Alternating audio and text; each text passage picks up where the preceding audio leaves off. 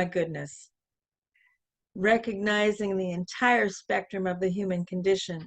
I am certain that Ray is sitting there going, there is no need for an introduction. You all are my family. And for the benefit of people who might be engaging us for the very first time, we do want you to know that our theme for the year is a grand rising. Our theme for April is giant gentleness.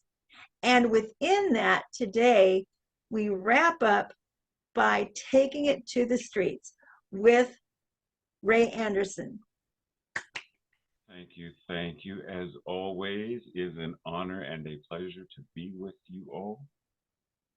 So let's breathe for a second. So I want to start off with, I didn't plan on starting this way, but that last song, there's this one line in the song, you don't know my kind in your world. So when we say, you don't know my kind, I am one who studies science of mind and spirit. You don't know my kind in your world. What does it mean to navigate the collective consciousness in the world of that being who and what we are? Because we could switch that out and say, you don't know my kindness in your world. You don't know the level of oneness and unity that I represent and embody in your world. But because I am willing to take it to the streets, you will. Breathe. So that's what we're talking about today, right? Taking it to the streets. Now, based upon a lot of things that are going on in the world, it is very easy to identify various things that are considered divisive. There are many things where people separate and segregate themselves based upon ideology, religious affiliation, political affiliation, etc. There's a lot of that. Now, some have said we are in fact living in the most divisive time in all of human history. Now, whether that is in fact true or not does not matter. What we can recognize is true is that because of the way media is and how readily we have, the ability to make access of it, the ability to connect with it, the ability to read it and watch it, etc., it's very accessible. We get those messages, and yet, regardless of those messages, remember what did I just say? You don't know my kindness in your world. And the great news is that regardless of what is going on in the collective consciousness, in the world that has war, the world that has toxic capitalism, the world that chops down those trees that Pocahontas was like, you're never going to know the beauty of nature if you destroy it.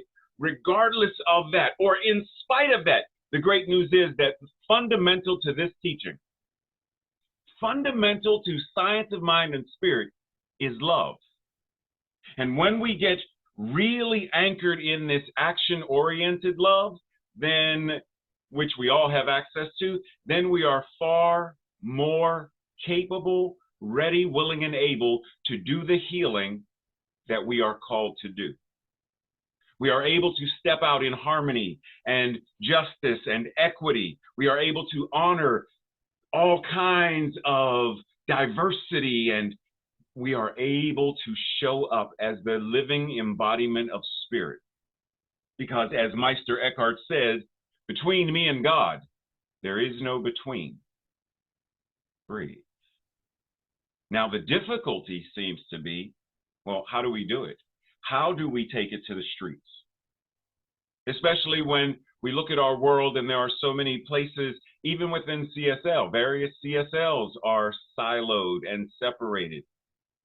Many of us, due to that thing called COVID, we experienced isolation and separation. And yet, if I ask you, within God, is there separation? Can God be separated from itself? No. So we may feel separated.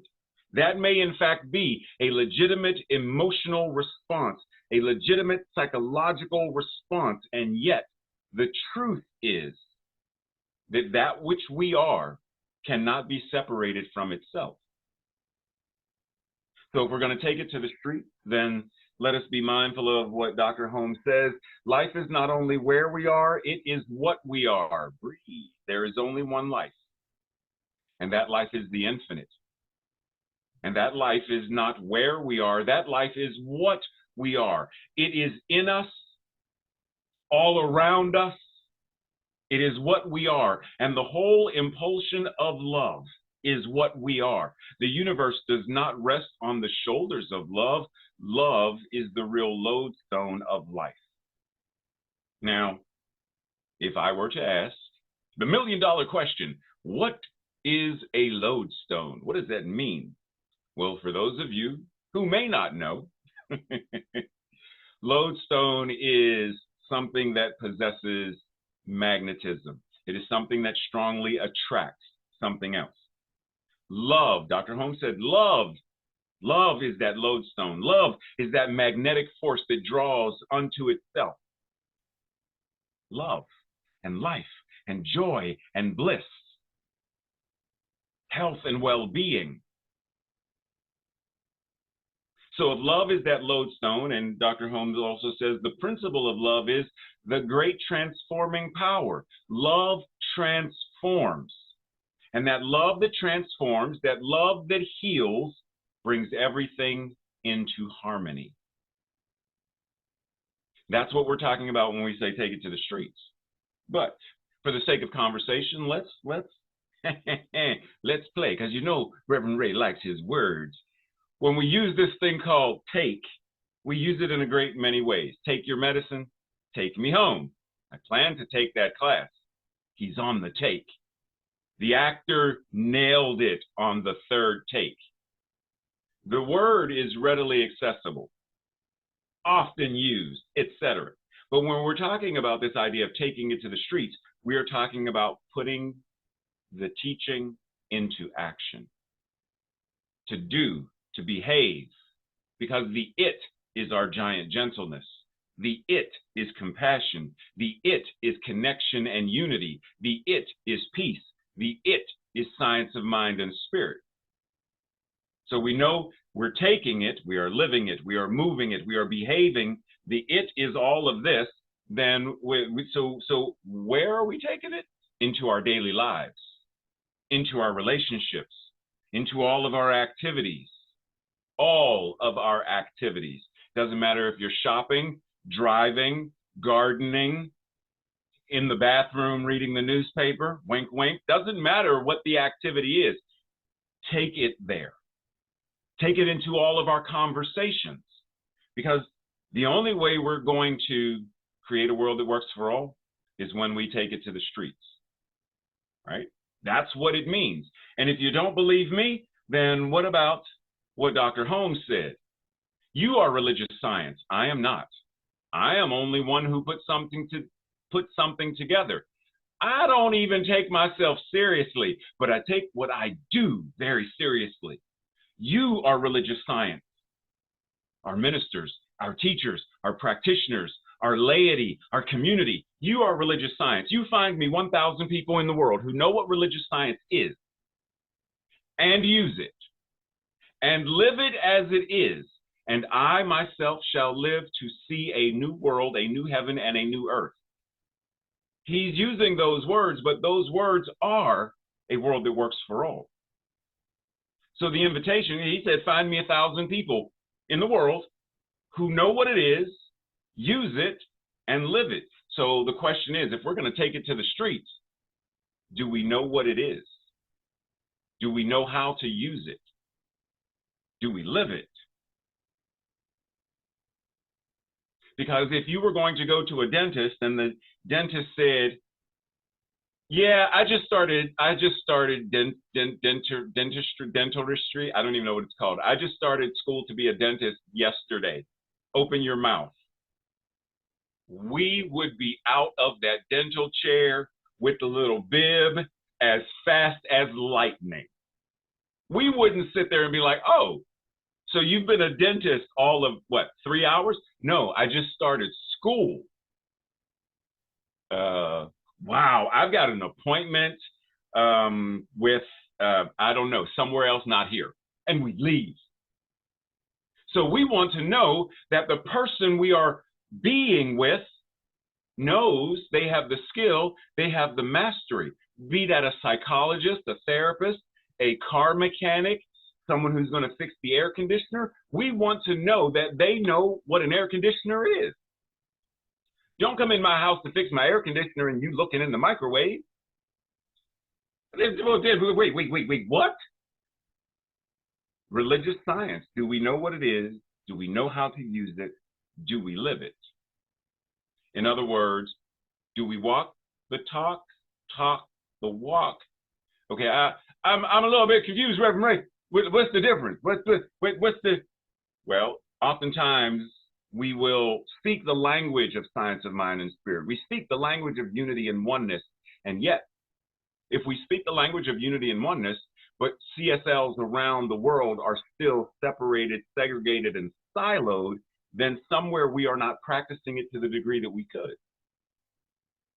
If I am such a person that either Tammy is like, well, I could never go to Reverend Ray because, you know, he's so unapproachable that I can't. I want to ask him if I can't.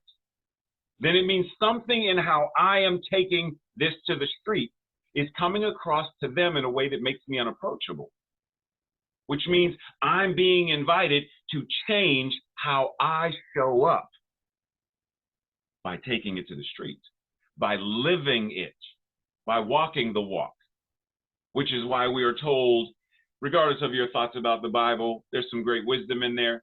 And one thing we are told in Matthew is, by their fruit, you will recognize them. By the way they show up, you will recognize them. By their actions, you will recognize them. I don't care what you say. It matters more what you do. You could say, I love you, but do your actions demonstrate that? There are many a person suffering in domestic violence where the partner says, I love you, and yet there's violence. They tell their children, I love you, and yet there's violence. The words matter far less than the actions. And something that I learned many years ago when I was a fundamentalist Christian, be careful how you live. You very well may be the only Bible that some people ever read. In other words, the manner in which we live. Now, we're going to swap our Bible because we don't do the Bible. Be careful how you live. You may be the only loving individual that some people ever cross paths with. And when I say loving, I mean love that is unconditional. Be careful how you live. Be mindful how you live. Be mindful of how you take the teaching to the street, because you may very well be that healing agent, that transformative presence that this person has ever, you may be the one and only that they have thus far ever met. And it is by how you show up that their lives begin to change. And then they are, wait a minute, there's a whole community of people who love like this and support and have harmony and equity and justice, and where? But it's based upon how we represent, how we show up. So when we talk about this idea of the walk, how are we being, how are we living the evidence of our mental equivalence? If our mental equivalent is that of love, joy, peace, harmony, how are we being that? And how from that being are we now living that? Moment by moment, breath by breath. See, it's one thing that if, Reverend Vicky and I are, we're chilling here and, Vernon is like, hey, Vicky, invite Reverend Ray over. And, I come over and we're, chit-chatting and whatnot. And we decide to go out and get some coffee or something. And while we're driving, Vicky and Vernon notice me fussing and cussing at the cars beside us. Did we just leave service in a pet blessing? Why are you fussing and cussing, Reverend Ray? Are you being the embodiment of love, peace, joy? Are you living? Are you the example of that? Or is it far easier to put on the mask of love, joy, peace? And then once Sunday service is done and we, amen, and so it is, and go our separate ways, whoo, take the mask off. Now I can be my authentic self that fusses and cusses and complains. Well, wait, something is out of alignment then. Something is out of alignment. Now, that does not mean we will not occasionally get mad. We will feel angry and frustrated and lonely and scared. They are part of the spectrum of human emotions. But what it means is, because you've heard this before, we are not bound by precedent, but we are liberated by principle. So you may feel the anger, but the anger doesn't control you. You will feel the frustration, but it doesn't control you. The whatever this is does not control you. You are liberated. You are emancipated from, you don't know my kind in your world of toxic patriarchy, in your world of toxic capitalism, in your world of any of these racism, ideology, et cetera, et cetera. You don't know my kind. My kind is that of oneness and unity, of honoring and celebrating life. And because of how I choose to be in the world and live in the world, there is going to be evidence of that. So Masaru Emoto says, whenever you sit in front of water and send out messages of love and gratitude somewhere in the world, someone is being filled with love and gratitude. To which I say, yes, send out the messages and send out the messages and, but and what? And look for God in the face of the person you are talking to, right? It's that personal, interpersonal connection. Dr. Holmes says if we would look for a God or look for, that which is love itself, a God of love, then we must look long and deeply into each other. We must look away from the differences, away from the separation, away from the segregation and silos, look away from that until we penetrate into the unity of the whole, the unity of oneness. Love alone reveals love. Hate but hides the gleam. So as Dr. Emoto says, send the messages through the water, but also send the messages, as I said, send the messages, yes, and send the messages into those meetings. Send it into your comforting of another person. Send it into your conversations. Send it into your friendships. Send it into the coffee and tea that you are drinking. Send it into the dreams that you have. Send it into your vision to build and manifest a world that works for all. Send it into all of it by being it. Because if we separate it and make it this special thing that is only done here or there, then we are robbing ourselves. For example, if I said, Vicki, did you know that I only breathe on Fridays, Saturday afternoon from 2 to 4, and Sunday morning? Vicki would say, what?